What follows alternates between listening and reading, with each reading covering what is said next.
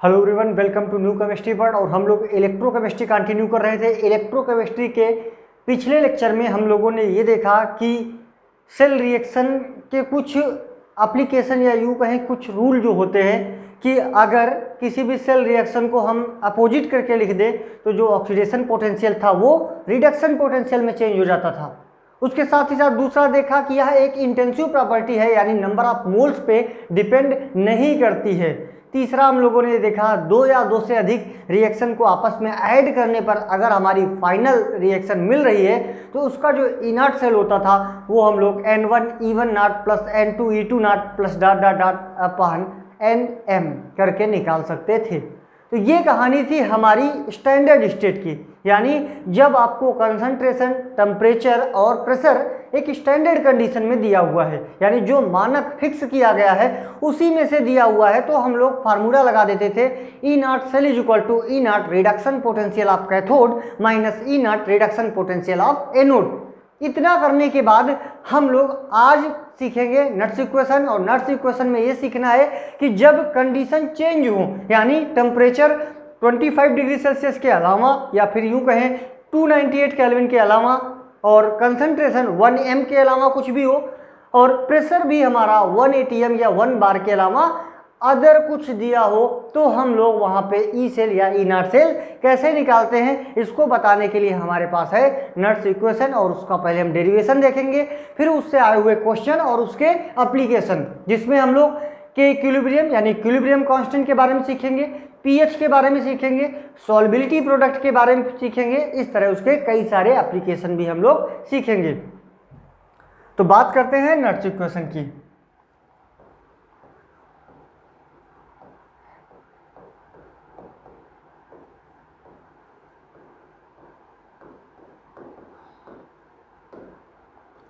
और नट्स इक्वेशन से हमारे बहुत सारे क्वेश्चन अब तक आए हुए हैं, चाहे कोई भी एग्जाम हो, उन सब में से नट्स इक्वेशन से क्वेश्चन जरूर से जरूर पूछे जाते हैं। तो बात करते हैं नट्स इक्वेशन की कि नट्स इक्वेशन कैसे हमारी डिराइव होती है। तो कहा क्या जाता है कि थर्मोकेमिस्ट्री में in terms of delta G change in Gibbs free energy के टर्म में देखा गया कि delta G is equal to delta G nought plus 2.303 R T log Q. ये थर्मोकेमिस्ट्री में बताया गया कि delta G is equal to delta G nought plus का 2.303 आर टी लॉग क्यू होता है। अब क्या कुछ टर्म है, डेल्टा जी क्या है, डेल्टा जी नॉट का है और आर क्या है और टी क्या है, इन सब के बारे में हमें सीखना है। तो सबसे पहले आता है डेल्टा जी। डेल्टा जी के बाद हम बताएंगे डेल्टा जी नॉट क्या होता है। उसके बाद आता है आर गैस कांस्टेंट, टेम्परेचर और मेन हमारा आएगा क्यू कि ये हमारा क्यू क्या है। तो डेल्टा जी लिखते हैं change in Gibbs free energy in any state. Change in Gibbs free energy, change in Gibbs free energy in any state या एनी कंडीशन लिख सकते हैं कि एनी कंडीशन। और डेल्टा जी नॉट हमारा क्या हो जाएगा कि change in Gibbs free energy in standard state. तो लिख सकते हैं इसको कि change in Gibbs free energy in standard state, the standard condition. आर हमारा क्या होता है, आर की वैल्यू को हम लिखते हैं, आर हमारा है गैस कांस्टेंट और जो टी है वो हमारा है टेम्परेचर, टी हमारा टेम्परेचर और जो क्यू है रिएक्शन क्यूस्टेंट।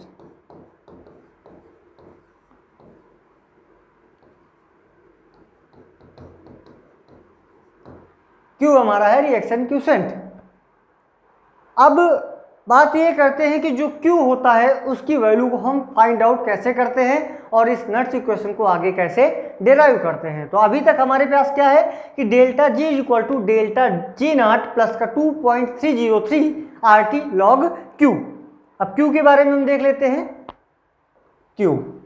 अगर हम एक रिएक्शन सपोज करके चलते हैं कि सपोज रिएक्शन, और रिएक्शन क्या है हमारी कि N1A plus N2B reversible reaction है N3C प्लस का N4D।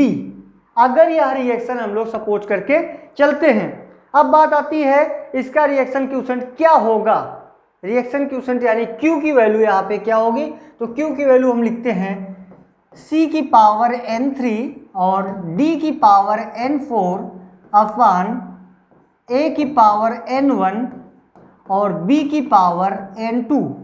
ये हमारा रिएक्शन क्वोशिएंट हुआ। पहली बात तो ये हुई। दूसरा हम इसी में देखते हैं कि इक्विलिब्रियम कांस्टेंट की जो वैल्यू आती है वो भी सेम टू सेम यही आती है। तो डिफरेंस क्या हुआ हमारा रिएक्शन क्वोशिएंट पे और इक्विलिब्रियम कांस्टेंट पे। तो बताया ये जाता है कि जो रिएक्शन क्वोशिएंट है ये किसी भी स्टेट में हम इनको लिख सकते हैं, यानी इक्विलिब्रियम स्टेबलाइज्ड हो या फिर ना हो, लेकिन जब इक्विलिब्रियम कांस्टेंट हम लिखते हैं तब हम तभी लिख सकते हैं जब इक्विलिब्रियम स्टेबलाइज्ड हो चुका हो। तो ये मेजर डिफरेंस रहता है रिएक्शन क्वोशिएंट में और इक्विलिब्रियम कांस्टेंट में, कि एक में हमारा इक्विलिब्रियम कांस्टेंट स्टेबलाइज्ड होना, स्थापित होना जरूरी है, दूसरे में जरूरी नहीं है, किसी भी टाइम रिएक्शन के दौरान लिखा जा सकता है। तो रिएक्शन क्वोशिएंट क्या है, रिएक्शन के दौरान किसी भी टाइम रिएक्शन क्वोशिएंट की वैल्यू हम लोग लिख सकते हैं। Same to same formula, same to same phenomena, प्रक्रिया वही है जो इक्विलिब्रियम कांस्टेंट की है। और इक्विलिब्रियम कांस्टेंट कब लिखना है, जब आपका इक्विलिब्रियम स्टेबलाइज्ड हो जाए। अब कैसे आता है, अभी एग्जांपल करेंगे तो हम देखेंगे कि ये रिएक्शन क्वोशिएंट की वैल्यू कैसे लिखते हैं। उसके पहले हमें क्या देखना है, जहां पे हम थे, यानी delta G is equal to हम थे डेल्टा जी नॉट प्लस का 2.303 RT log Q, यहां से चले थे। और हमें क्या पता है कि delta G is equal to minus NFE होता है, तो हम यहाँ लिख सकते हैं delta G is equal to minus का NFE is equal to delta G nought equal to हम पढ़ के आए थे माइनस का NFE नॉट। तो यहाँ भी हम लिख देते हैं कि माइनस का NFE नॉट और प्लस 2.303 RT log Q, ये लिख दिया। अभी क्या करना है, अभी हम लोग माइनस का माइनस का NF से पूरी रिएक्शन को डिवाइड कर देते हैं। तो जब माइनस का NF से डिवाइड करेंगे तो यहाँ आ जाएगा माइनस NF, यहाँ आ जाएगा माइनस NF और यहाँ आ जाएगा माइनस NF, डिवाइड कर दिया। तो ये माइनस NF ये कैंसिल हुआ, ये कैंसिल हुआ, बचा कितना, बचा हमारा E is equal to E nought plus 2.303 RT, और ये प्लस की जगह पे माइनस हो जाएगा RT बाई NF और log Q। और इसको भी हम लोग नर्स इक्वेशन बोलते हैं। क्या कहते हैं कि E सेल बराबर E nought cell minus 2.303 RT अपन NF log Q, ये भी हमारी नर्स इक्वेशन कही जाती है। फिर बताया ये गया कि अगर 25 डिग्री सेल्सियस पे, यानी एट रूम टेम्परेचर या 25 डिग्री सेल्सियस हम बात करें, तो जो 2.303 RT बाई F है इसकी वैल्यू कितनी निकल के आती है। तो कहा यह गया कि 2.303, R की वैल्यू, गैस कांस्टेंट की वैल्यू 8.314, टेम्परेचर 25 डिग्री सेल्सियस की बात कर रहे हो तो केल्विन में रखोगे तो 298 केल्विन आ जाएगा। तो 298 केल्विन डिवाइड बाई F, और F यानी 1 फैराडे 96500 हम पढ़ के आए थे। इसकी जो वैल्यू आती है 0.0591 आ जाती है। कितनी, 0.0591, यानी हम लोग 2.303 RT बाई NF में 2.303 RT बाई F की वैल्यू 0.0591 रख देते हैं। तो वैल्यू पुट करने के बाद हमारा फार्मूला क्या बचता है, फार्मूला आता है कि E cell is equal to E nought cell minus 0.0591 divide by N log Q, ये हमारी कही जाती है क्या, नर्स इक्वेशन।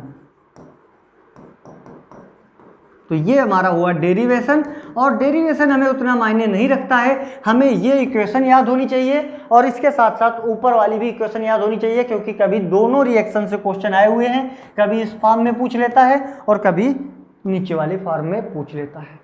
इंपॉर्टेंट क्या है कि नट्स इक्वेशन क्या कुछ सिखाती है, तो नट्स इक्वेशन से हम ई सेल निकाल सकते हैं, ई नॉट सेल निकाल सकते हैं, और कब निकाल सकते हैं ई नॉट सेल, जब हमारा कंसंट्रेशन चेंज हो, यानी 1m ना हो, टेम्परेचर हमारा 25 के अलावा कुछ दूसरा हो, प्रेशर यानी गैसियस स्टेट की बात करेंगे तो पार्शियल जो प्रेशर है 1 atm बार या 1 atm या 1 बार के अलावा कुछ भी हो।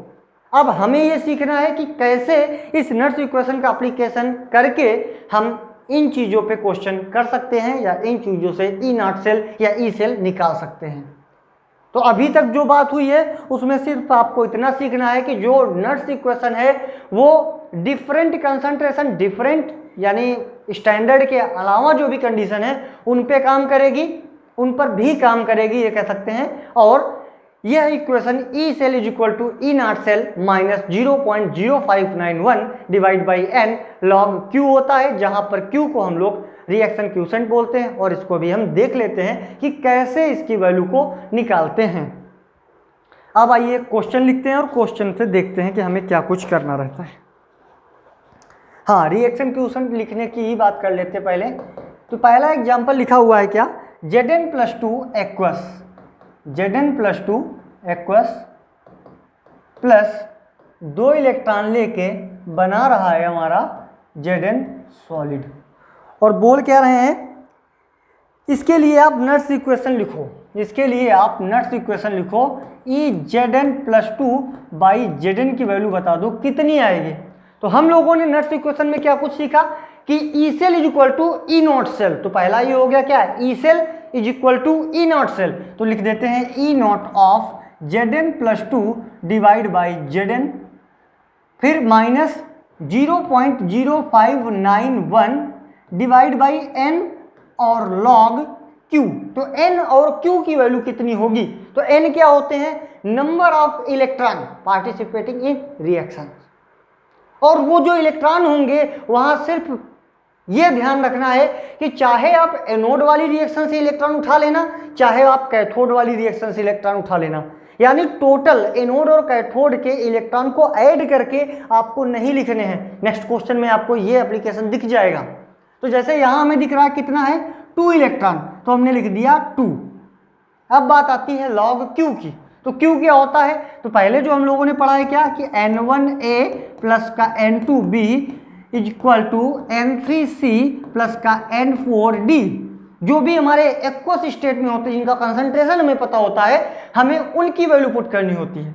ये हमारा सॉलिड स्टेट में है, यहाँ हमारा कंसंट्रेशन नहीं पता है इसका कितना है, जो एक्वस स्टेट में है।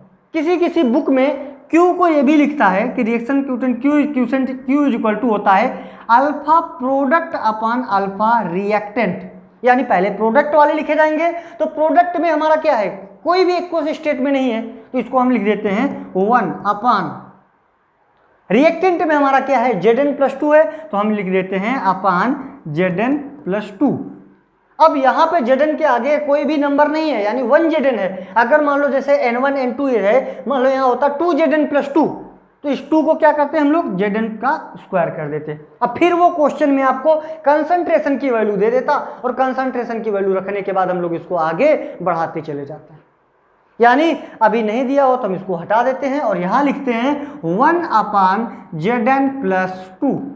ये हुआ इसका नट्स इक्वेशन में रिप्रेजेंटेशन। ऐसे हम लोगों को नट्स इक्वेशन में रिप्रेजेंटेशन करना है। ये पहला क्वेश्चन था, क्वेश्चन नहीं है, इसको बस सिखाया गया कि कैसे आपको Zn या कैसे आपको रिएक्शन क्यूसेंट के बारे में लिखना है। नेक्स्ट क्वेश्चन देखते हैं, उस क्वेश्चन में आगे हम ई नॉट सेल या ई सेल निकालते हैं। हाँ, एक और पहले देख लेते हैं, उससे पहले क्वेश्चन ये है हमारा कि Zns प्लस Cu+2 एक्वस से बना है हमारा Zn+2 aqueous plus Cu solid, ये बना हुआ है। इसको भी हमें नट्स इक्वेशन के फॉर्म में रिप्रेजेंट करना है। हम लोगों ने सीखा क्या, E cell is equal to E not cell minus 0.0591 upon N और लॉग क्यू, ये हम लोगों ने सीखा था अभी तक। अब हर आदमी को देख के पता है कि इसमें कितने इलेक्ट्रॉन की पार्टिसिपेटिंग हो रही है, तो कहा गया कि Zn जो है वो चेंज हुआ है हमारा Zn प्लस 2 प्लस का 2 इलेक्ट्रॉन से, और Cu प्लस 2 प्लस का 2 इलेक्ट्रॉन लेके बना रहा है Cu। इन दोनों को जब नेट सेल रिएक्शन ऐड किया गया तभी ये बना है Zn प्लस का Cu प्लस 2 से मिलके बना है हमारा Zn प्लस 2 और प्लस का Cu, और यही रिएक्शन हमारी ऊपर लिखी हुई है। सिखाना क्या था, पहली बात यहीं पे देख लीजिए कि इलेक्ट्रॉन कैसे लिखते हैं n की वैल्यू। अब कुछ लोग ये बोल सकते हैं कि भाई 2 इलेक्ट्रॉन यहाँ आए हैं, 2 इलेक्ट्रॉन यहाँ आए, n की वैल्यू 4 हो गई। आपको एक जगह की इलेक्ट्रॉन रखना है, चाहे एनोड के रख लो चाहे कैथोड के रख लो, सेम इलेक्ट्रॉन आएंगे। जहां भी सेम नहीं होते थे, याद करो जब हम लोगों ने सेल रिप्रेजेंटेशन देखा था, अगर इलेक्ट्रॉन सेम नहीं होते तो हम यहाँ कहते थे अगर यहाँ 3 है यहाँ 2 है, कहते थे इसको 2 से मल्टीप्लाई करा लो, इसको 3 से मल्टीप्लाई करा लो। यानी ये वर्ड बोला गया था कि नेट सेल रिएक्शन तभी लिखी जाएगी जब दोनों रिएक्शंस के इलेक्ट्रॉन बराबर होंगे, कैंसिल आउट हो जाएंगे, क्योंकि नेट सेल रिएक्शन में हम लोग इलेक्ट्रॉन नहीं लिखते थे। तो अब पता चल गया कि हमारा इलेक्ट्रॉन की वैल्यू चाहे एनोड वाले से उठा लो चाहे तो कैथोड वाले से उठा लो, यानी इलेक्ट्रॉन की वैल्यू हमारी निकल के आ जाएगी 2। तो हम लिख सकते हैं क्या कि E cell is equal to E not cell 0.0591 divide by 2 log. अब क्यू की वैल्यू कितनी आएगी, ऊपर रिएक्शन की तरफ देखते हैं, प्रोडक्ट में हमारा एक एक्वस पार्ट ये है, दूसरा एक्वस पार्ट ये है, तो सीधा सीधा हम लिख देते हैं क्या कि Zn plus 2 divide by Cu plus 2। Sorry, तो ये हमारा समझ में आ गया क्या कि सेल रिप्रेजेंटेशन अगर दिया हो, सेल रिएक्शंस अगर दी हुई, तो उसकी हेल्प से हम लोग कैसे नट्स इक्वेशन तक पहुंच सकते हैं। अब हमें क्या सीखना है, अब हमारे पास क्वेश्चन में जो ये Q है, Q की जगह पे ये Zn प्लस 2 Cu प्लस 2 थोड़े ही लिख के पूछेगा आपसे, वो आपसे यहाँ पे दे देगा कंसंट्रेशन। तो सॉल्व करते हैं कंसंट्रेशन वाले क्वेश्चन हम कैसे सॉल्व करेंगे। तो देखो क्या कह रहा है क्वेश्चन, क्वेश्चन कह रहा है Al बाई Al प्लस 3, और इसने कंसंट्रेशन अब दे दिया है 0.1 m। याद करो जो पीछे वाले क्वेश्चन होते थे यहाँ पे 1 m लिखा होता था हर कंडीशन में, और लिखा है Cu प्लस 2, ये लिखा है 0.01 m डिवाइड बाई Cu, ये लिख के उसने दिया है। और एक चीज़ दे दिया है ई नॉट सेल, बताओ ई नॉट सेल उसने दे दिया है 1.8 वोल्ट, और कह क्या रहा है कैलकुलेट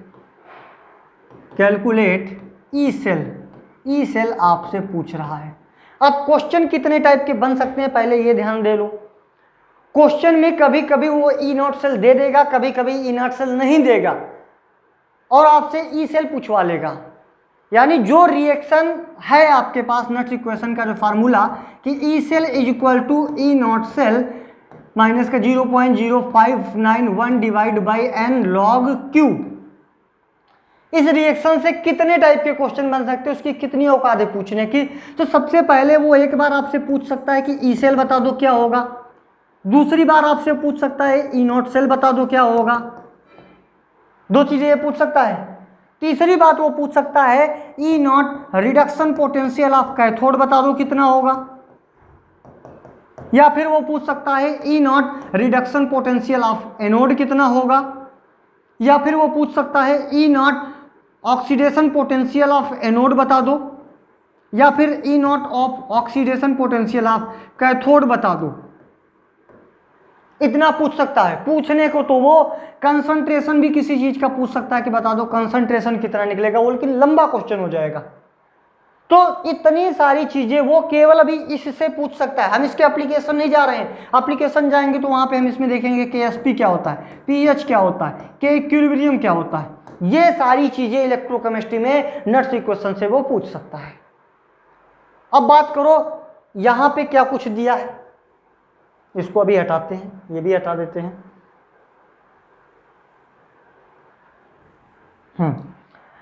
अब अगर उसने आपसे ई सेल के बारे में पूछा है, तो दो कंडीशन है, एक तो ई नॉट सेल दिया हुआ है, जैसे इस क्वेश्चन में इन्होंने दिया हुआ है, ई नॉट सेल आपको दे देगा। दूसरी कंडीशन है कि वो आपको ई नॉट सेल ना दे। अगर वो ई नॉट सेल नहीं देगा तो उसे क्या कुछ देने की जरूरत होगी, पहले अपने दिमाग में सोचो। अगर उसने ई नॉट सेल की वैल्यू नहीं दी हुई है तो उसे क्या कुछ देना पड़ेगा, सीधी सी बात है, उसे दो हाफ सेल रिएक्शन के या तो ऑक्सीडेशन पोटेंशियल दे दे या तो रिडक्शन इलेक्ट्रोड पोटेंशियल दे दे। यानी ऑक्सीडेशन और रिडक्शन पोटेंशियल दे दे तो ऑक्सीडेशन वाले को हम लोग रिडक्शन में चेंज कर लेंगे, रिडक्शन दे देगा तो बहुत अच्छी बात हो जाएगी। यानी एनोड का रिडक्शन पोटेंशियल दे दे या कैथोड का रिडक्शन पोटेंशियल दे दे, या एनोड का ऑक्सीडेशन पोटेंशियल दे दे, कैथोड का ऑक्सीडेशन पोटेंशियल दे दे।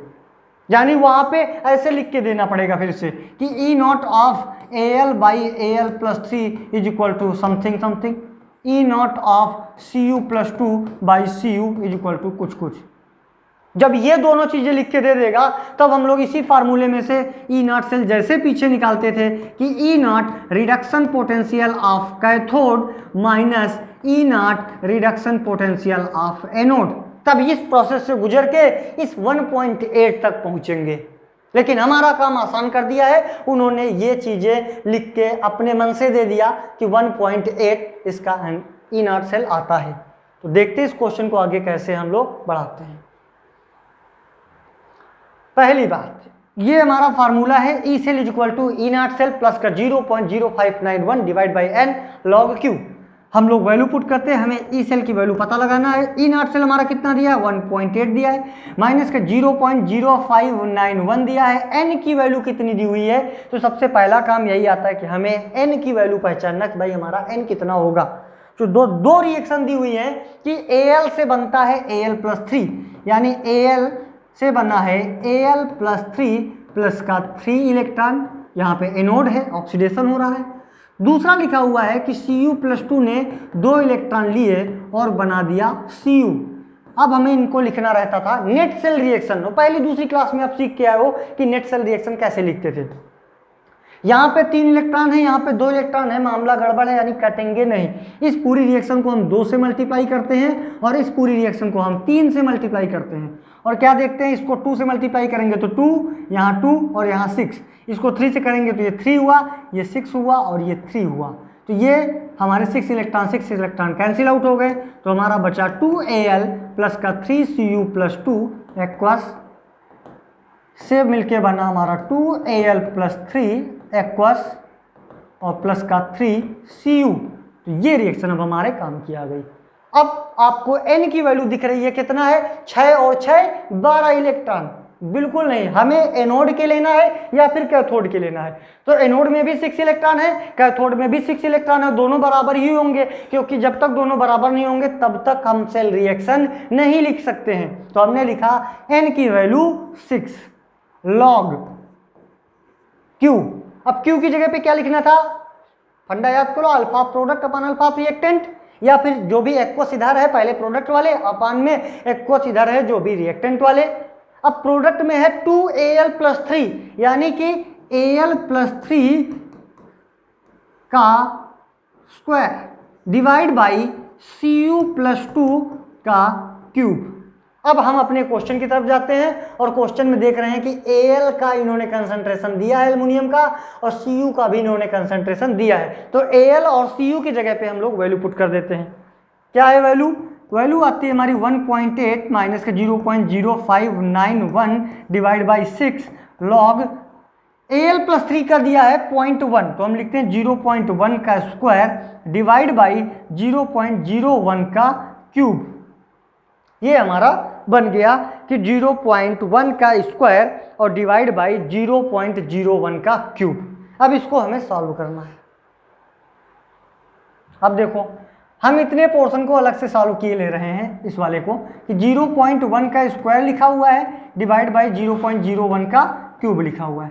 इसको हमेशा ऐसी टेक्निक से सॉल्व करना कि 0.1 का मतलब क्या होता है। मान लो 0.1 लिखा है, चाहे कहो 0.1, चाहे कहो 1/10, और चाहे कहो 10 टू पावर -1, चाहे कहो 0.1, चाहे कहो 0.1/10, चाहे कहो 10 टू पावर -1, तीनों बातें एक ही हैं। तो हम लोग ज़्यादा कोशिश करेंगे इनको माइनस के फॉर्म में लिखने की, यानी 0.1 को क्या लिख सकते हैं 10 टू पावर -1 का स्क्वायर। अभी पता चलेगा क्यों, सरल हो जाता है, इजी हो जाता है।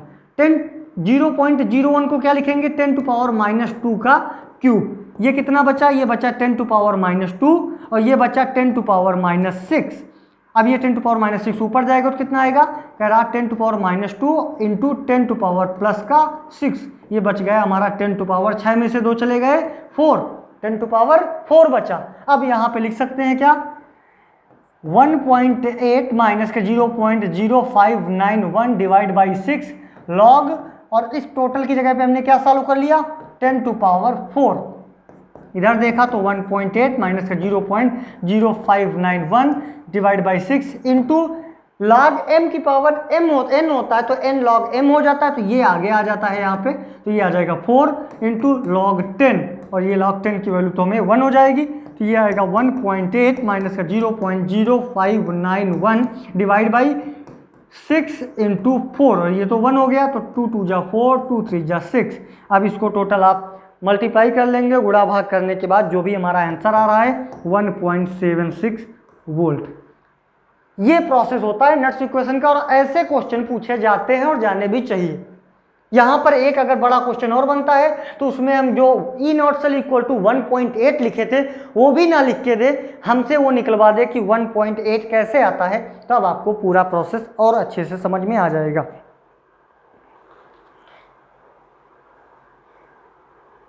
हाँ, नेक्स्ट क्वेश्चन में उसने ऐसा ही दिया हुआ है। तो इस क्वेश्चन का आंसर 1.76 था।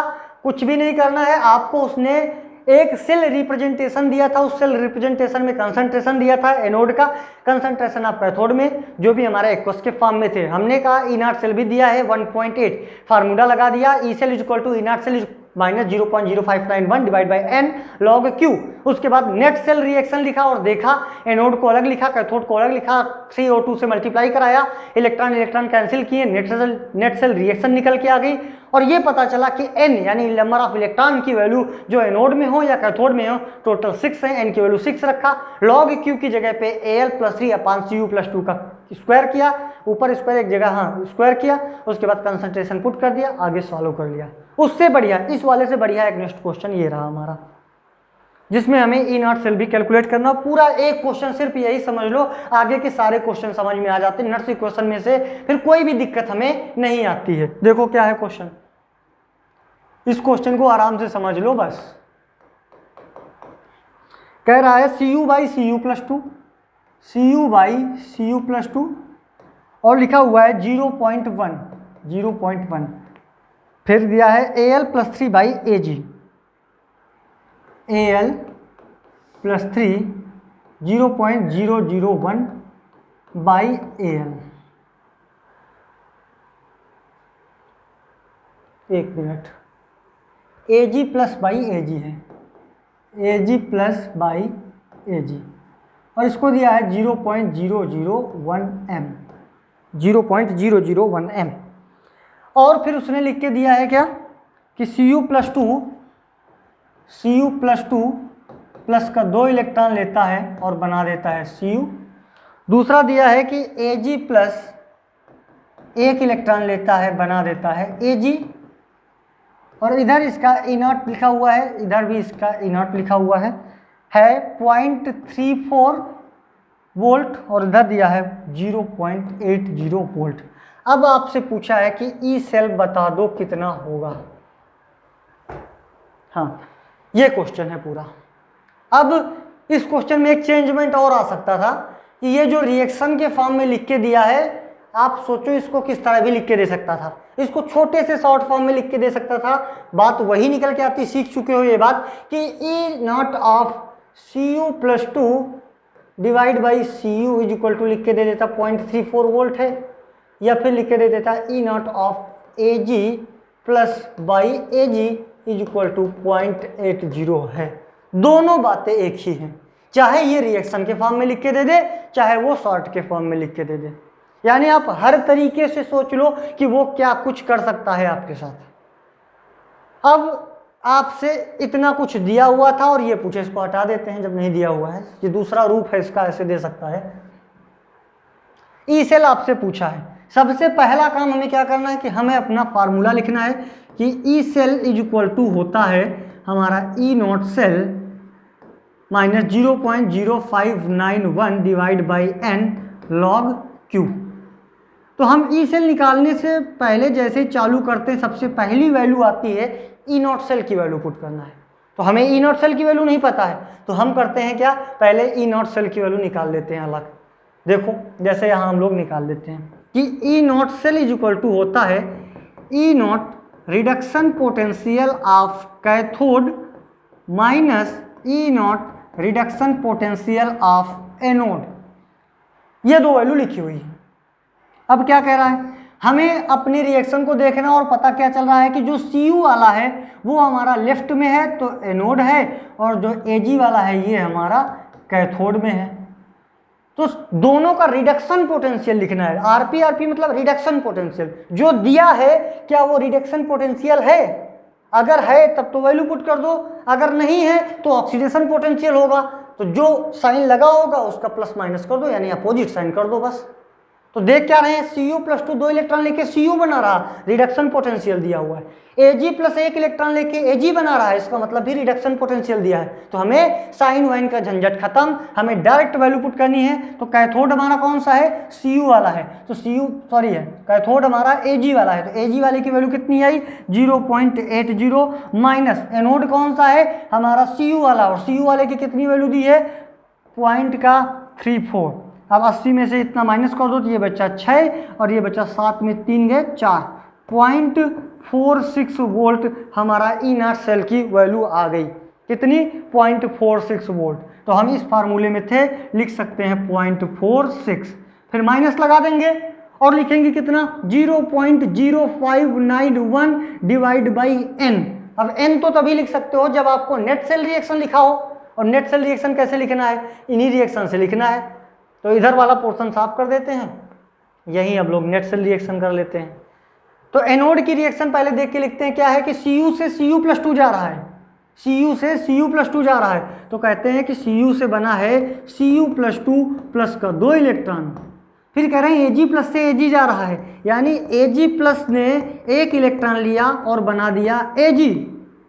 नेट सेल रिएक्शन लिखने के टाइम बताया गया था कि इलेक्ट्रॉन कैंसिल करने हैं, अगर इलेक्ट्रॉन बराबर ना हो दोनों रिएक्शन में तो आपस में मल्टीप्लाई करा लेते हैं। यहाँ 2 इलेक्ट्रॉन है, यहाँ 1 इलेक्ट्रॉन है, यानी इस पूरी रिएक्शन को 2 से मल्टीप्लाई, इस पूरी रिएक्शन को 1 से मल्टीप्लाई करा देते हैं। तो जब 2 से मल्टीप्लाई कराएंगे तो ये आएगा 2, ये आएगा 2 और ये आ जाएगा 2, और 1 से मल्टीप्लाई कराने पे कोई फर्क नहीं पड़ेगा। तो 2 इलेक्ट्रॉन कैंसिल हो गए। रिएक्शन क्या बची है हमारी, रिएक्शन बची है Cu प्लस का 2Ag+ एक्वस से मिला है हमारा क्या Cu+2 एक्वस प्लस 2Ag। कितना पता चला, n की वैल्यू कितनी आ गई 2, ना कि नंबर ऑफ एनोड के electron plus number of cathode के इलेक्ट्रॉन, या तो एनोड या तो कैथोड, तो आ गया 2। अब बात आ गई लॉग क्यू का मतलब रिएक्शन क्यूसेंट। क्या आई मेन रिएक्शन हमारी ये है, क्या लिखा है अल्फा प्रोडक्ट अपन अल्फा रिएक्टेंट, लिख सकते हैं Cu+2 और Ag+ का स्क्वायर। तो यहाँ लिख सकते हैं कितना Cu+2 प्रोडक्ट वाला और फिर Ag+ लिखा है 2 तो Ag+ का स्क्वायर हो जाएगा, Ag+ का स्क्वायर। अब क्या करना है, Cu+ और Ag+ का कंसंट्रेशन दिया है, Cu+ का कंसंट्रेशन दिया है और Ag+ का कंसंट्रेशन दिया है। तो हम लिख सकते हैं Cu+ का कंसंट्रेशन 0.1 दिया है, Ag+ का कंसंट्रेशन 0.001 दिया है। दोनों की वैल्यू पुट कर देते हैं। देखो यहाँ पे थे E cell is equal to 0.46 minus का 0.0591 divide by N log Q की जगह पे Cu की जगह पे क्या लिखा है 0.1, तो 0.1 डिवाइड बाई 0.001 और का स्क्वायर। अब देखो आगे इसी को सॉल्व करना है हमें, तो यहाँ हम ये वाला पोर्शन सॉल्व कर लेते हैं अलग से। कितना लिखा है 0.1 लिखा है और 0.01 का स्क्वायर लिखा है। तो इस 0.1 को लिख सकते हैं 10⁻⁻1, इसको लिख सकते हैं 10⁻³ का स्क्वायर, तो ये आ जाएगा 10 टू पावर माइनस 1, ये आ जाएगा 10 टू पावर माइनस 6, तो ये आ जाएगा 10 to power minus 1 into 10 to power plus का 6, तो यानी कि 10 टू पावर 5, ये हमारा आ गया कितना 10 टू पावर 5।